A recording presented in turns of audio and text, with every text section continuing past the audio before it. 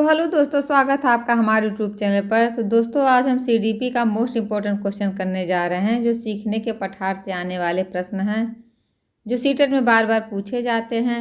तो चलिए क्लास को शुरू करते हैं। ये रहा क्वेश्चन नंबर फर्स्ट। सीखना किसे कहते हैं? लर्निंग जो होता है, बताइए किसे कहते हैं। ऑप्शन ए केवल जानकारी याद करना, ऑप्शन बी व्यवहार में स्थायी परिवर्तन की प्रक्रिया, या ऑप्शन नंबर सी परीक्षा के लिए रटना, या ऑप्शन नंबर डी शिक्षक की बात दोहराना। तो बताइए जो सीखना लर्निंग है किसको कहते हैं? तो देखिए, सीखना वह प्रक्रिया है जिसमें व्यक्ति अनुभव के आधार पर अपने व्यवहार, सोच और दृष्टिकोण में स्थायी परिवर्तन लाता है। तो इसका राइट आंसर होगा ऑप्शन नंबर बी, व्यवहार में स्थायी परिवर्तन की प्रक्रिया। Option number B is right answer. Question number दूसरा, सीखने की प्रक्रिया में प्रेरणा जो मोटिवेशन होता है का क्या कार्य होता है? ऑप्शन ए ध्यान भटकाना, ऑप्शन बी सीखने की इच्छा जगाना, ऑप्शन सी भूलने की क्षमता बढ़ाना, या ऑप्शन नंबर डी केवल इनाम देना। तो बताइए सीखने की प्रक्रिया में जो प्रेरणा है उसका कार्य क्या होता है? तो देखिए, जो प्रेरणा हुआ आंतरिक बल है जो व्यक्ति को सीखने के लिए उत्साहित करता है और निरंतर प्रयास के लिए ऊर्जा प्रदान करता है। तो इसका राइट आंसर होगा ऑप्शन नंबर बी, सीखने की इच्छा जगाना। Option number B is right answer. Question number तीसरा, अवलोकन द्वारा सीखना किस सिद्धांत से संबंधित है? ऑप्शन ए BF स्किनर का सिद्धांत, ऑप्शन बी पियाजे का सिद्धांत, ऑप्शन सी बंडूरा का सामाजिक अधिगम सिद्धांत, या ऑप्शन नंबर डी थॉर्नडाइक का सिद्धांत। तो बताइए जो अवलोकन है, अवलोकन द्वारा सीखना किस सिद्धांत पर है? तो देखिए, जो बंडूरा के अनुसार बच्चे दूसरे को देखकर अनुकरण कर और मॉडलिंग से सीखते हैं, इसे अवलोकनात्मक अधिगम भी कहते हैं। तो इसका राइट आंसर होगा ऑप्शन नंबर सी, बंडूरा का सामाजिक अधिगम सिद्धांत। Option number C is right answer. Question number चौथा, सिद्धांत of trial and error, trial and error theory जो है किसने दिया? ऑप्शन ए थॉर्नडाइक ने, ऑप्शन बी पियाजे ने, ऑप्शन सी स्किनर ने, या ऑप्शन नंबर डी वाटसन ने। तो बताइए इसका राइट आंसर क्या होगा? ट्रायल एंड एरर किसने दिया इस सिद्धांत को? तो देखिए, थॉर्नडाइक ने बताया कि सीखना प्रयासों और गलतियों की प्रक्रिया से होता है जिसमें सही प्रतिक्रिया स्थायी हो जाती है। तो इसका राइट आंसर होगा ऑप्शन नंबर ए, थॉर्नडाइक। ये सिद्धांत थॉर्नडाइक का है। Option number A is right answer. Question number 5, रचनावादी दृष्टिकोण में शिक्षक की भूमिका क्या होती है?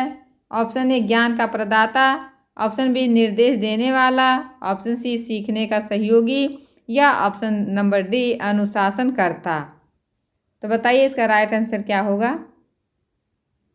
तो देखिए, जो रचनावादी है दोस्तों, रचनावादी में शिक्षक मार्गदर्शक और सहायक होता है जो विद्यार्थियों को स्वयं ज्ञान निर्मित करने के लिए प्रेरित करता है। तो इसका राइट आंसर होगा ऑप्शन नंबर सी, सीखने का सहयोगी। Option number C is right answer.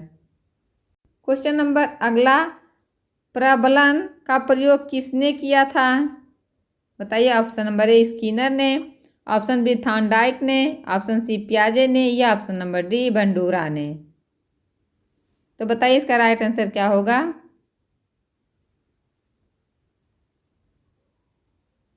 तो देखिए, स्किनर ने ऑपरेटेड कंडीशनिंग में बताया कि सही व्यवहार पर इनाम देकर उसे मजबूत किया जा सकता है, इसे प्रबलन कहते हैं। तो इसका राइट आंसर होगा ऑप्शन नंबर ए, स्किनर महोदय ने। Option number A is right answer. Question number 7, संज्ञानात्मक विकास का सिद्धांत किससे जुड़ा है? ऑप्शन ए पियाजे से, ऑप्शन बी फ्रायड से, ऑप्शन सी वाटसन से, या ऑप्शन नंबर डी स्किनर से।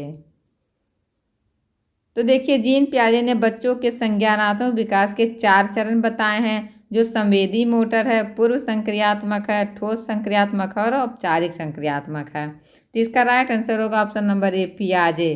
संज्ञानात्मक विकास का सिद्धांत पियाजे महोदय ने दिया था। Option number A is right answer. Question number अगला, वाइगोस्की के अनुसार निकट विकास का क्षेत्र क्या है?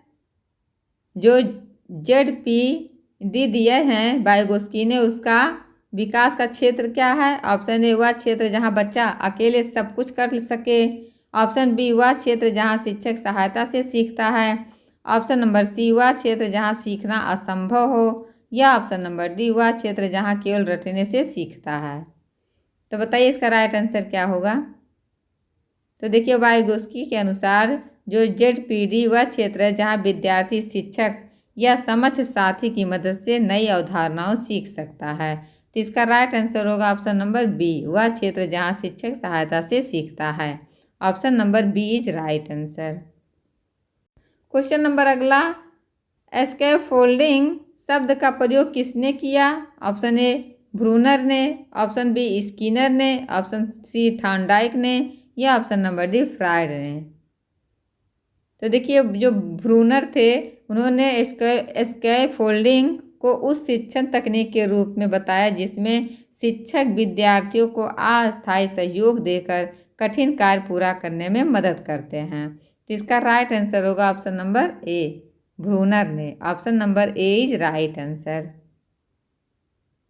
क्वेश्चन नंबर अगला, सीखने में प्रतिपुष्टि का क्या महत्व है, फीडबैक देने का क्या महत्व है।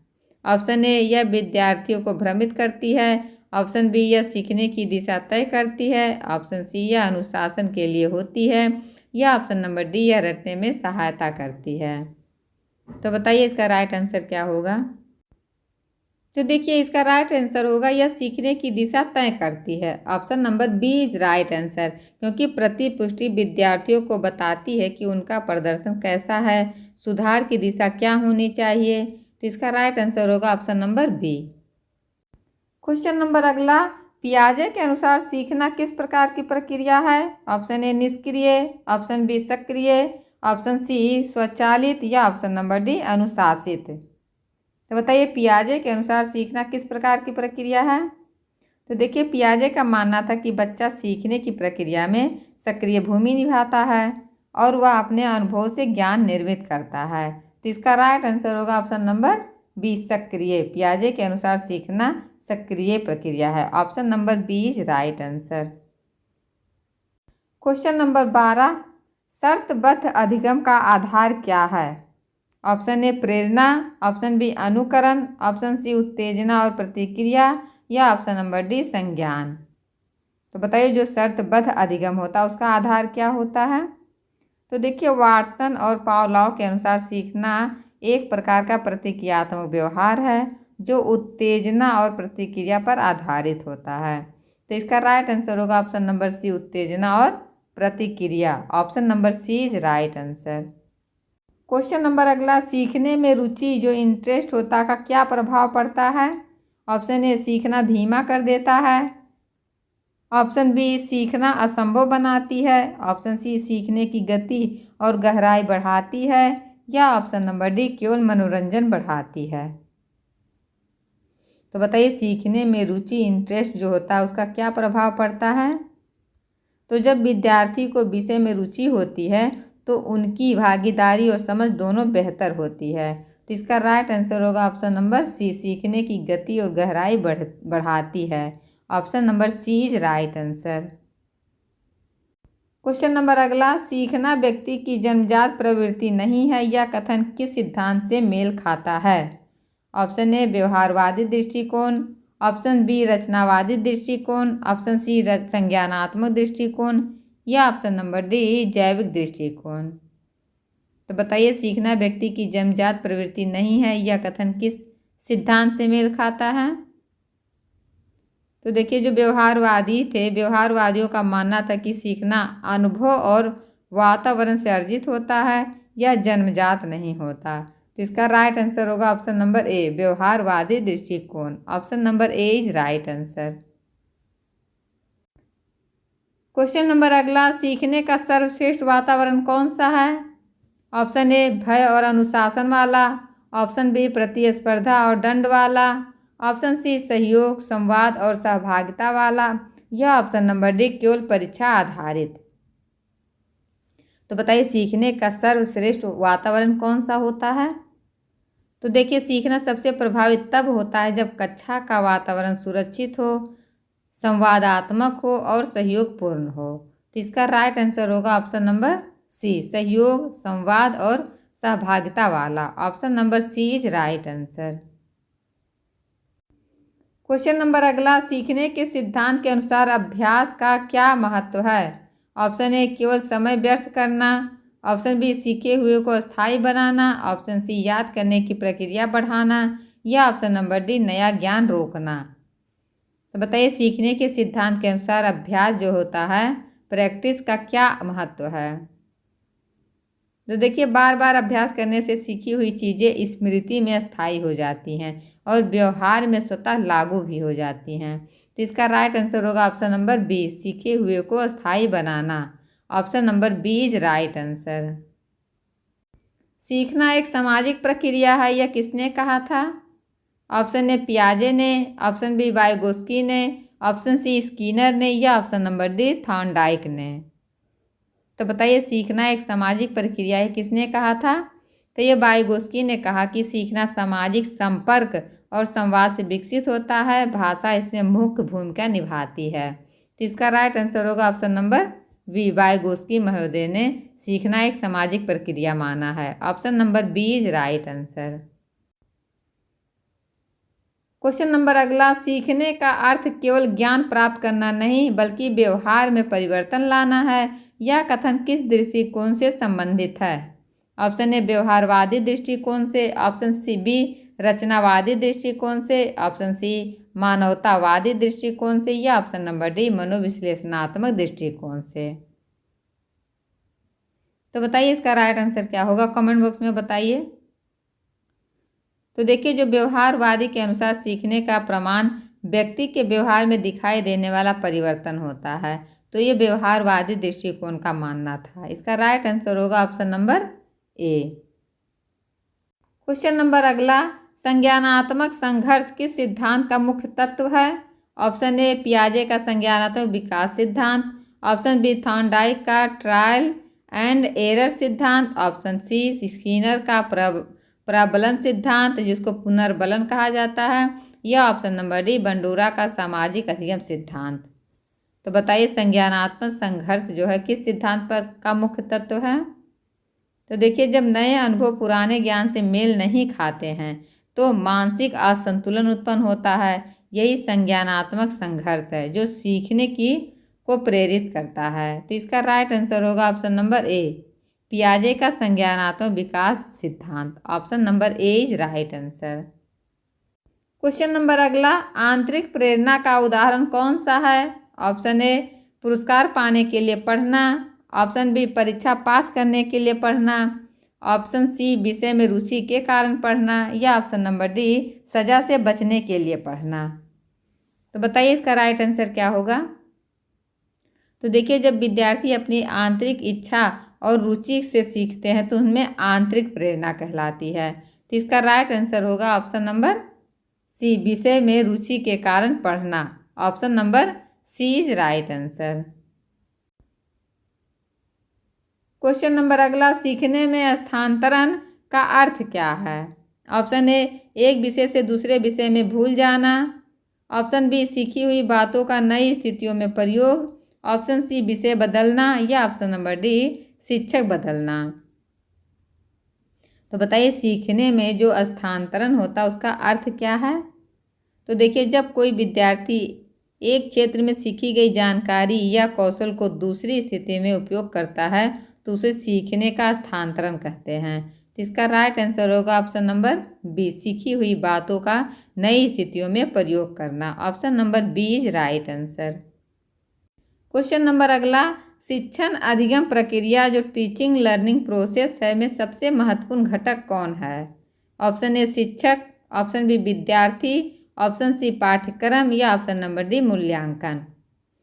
तो आप सबको पता है कि शिक्षण अधिगम प्रक्रिया में सबसे प्रमुख घटक होते हैं विद्यार्थी, क्योंकि शिक्षण का केंद्र बिंदु विद्यार्थी हैं, क्योंकि वही सीखने का मुख्य पात्र और लक्ष्य दोनों होते हैं। तो इसका राइट आंसर होगा ऑप्शन नंबर बी, विद्यार्थी। Option number B is right answer. Question number अगला, सीखना निरंतर और आजीवन प्रक्रिया है, इसका क्या अर्थ है? ऑप्शन ए केवल स्कूल तक सीमित प्रक्रिया, ऑप्शन बी उम्र के साथ समाप्त होने वाली प्रक्रिया, ऑप्शन सी जीवन भर चलने वाली परिवर्तनशील प्रक्रिया, या ऑप्शन नंबर डी परीक्षा तक सीमित प्रक्रिया। तो बताइए सीखना निरंतर एवं आजीवी प्रक्रिया है, इसका क्या अर्थ है?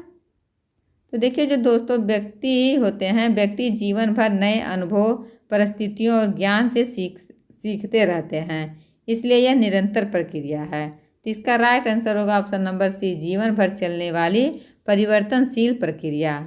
Option number C is right answer. Question number 24, सीखने में पूर्व ज्ञान की क्या भूमिका होती है? ऑप्शन ए, यह नई जानकारी को बाधित करता है। ऑप्शन बी, यह नई जानकारी को जोड़ने में मदद करता है। ऑप्शन सी, यह इसका कोई महत्व नहीं। या ऑप्शन नंबर डी, यह केवल परीक्षा में काम आता है। तो बताइए सीखने में जो पूर्व ज्ञान होता है उसकी क्या भूमिका है?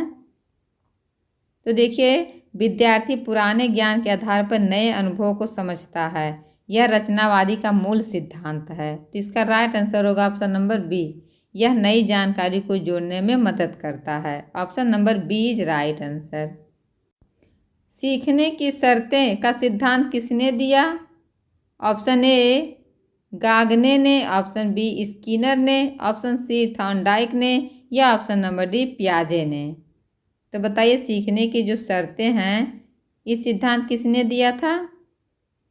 तो देखिए जो रॉबर्ट गागने ने बताया कि सीखने के अलग अलग प्रकार होते हैं और प्रत्येक के लिए विशिष्ट शर्त आवश्यक है। तो इसका राइट आंसर होगा ऑप्शन नंबर ए, रॉबर्ट गागने ने। Option number A is right answer. Question number 26, बालक की त्रुटियां सीखने की प्रक्रिया का हिस्सा है। यह कथन किस दृष्टिकोण से संबंधित है? ऑप्शन ए व्यवहारवादी दृष्टिकोण से, ऑप्शन बी रचनावादी दृष्टिकोण से, ऑप्शन सी जैविक दृष्टिकोण से, या ऑप्शन नंबर डी मनोविश्लेषणात्मक दृष्टिकोण से। तो बताइए इसका राइट आंसर कमेंट बॉक्स में क्या होगा? तो देखिए रचनावादी दृष्टिकोण मानता है कि गलतियां सीखने की स्वाभाविक प्रक्रिया हैं और वे समझ विकसित करने में सहायक भी होती हैं। तो इसका राइट आंसर होगा ऑप्शन नंबर बी, रचनावादी। Option number B is right answer. सीखना समस्या समाधान की प्रक्रिया है, यह विचार किसका है? ऑप्शन ए कोहलबर्ग का, ऑप्शन बी स्किनर का, ऑप्शन सी वाइगोस्की का, या ऑप्शन नंबर डी पियाजे का। तो बताइए सीखना समस्या समाधान की प्रक्रिया है, यह कथन किस मनोवैज्ञानिक का था? तो देखिए कोहलर ने इनसाइड लर्निंग में बताया कि सीखना अचानक समझ या अंतर्दृष्टि के माध्यम से होता है जब व्यक्ति समस्या का हल खोज लेता है। तो इसका राइट आंसर होगा option number A, Kohler. Option number A is right answer.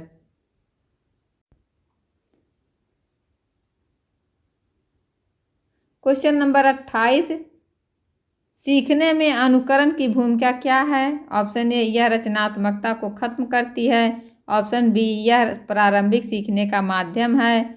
Option C, यह व्यवहार को नष्ट करती है, या ऑप्शन नंबर डी, यह केवल स्मरण के लिए होती है। तो बताइए सीखने में अनुकरण की भूमिका क्या है? तो देखिए जब बच्चे सबसे पहले दूसरे के व्यवहार को देखकर और उसकी नकल करके सीखते हैं उसे ही अनुकरात्मक अधिगम कहते हैं। तो इसका राइट आंसर होगा ऑप्शन नंबर बी, यह प्रारंभिक सीखने का माध्यम है। Option number B is right answer. Question number अगला, सीखने के सिद्धांतों में इनाम और दंड की भूमिका क्या है?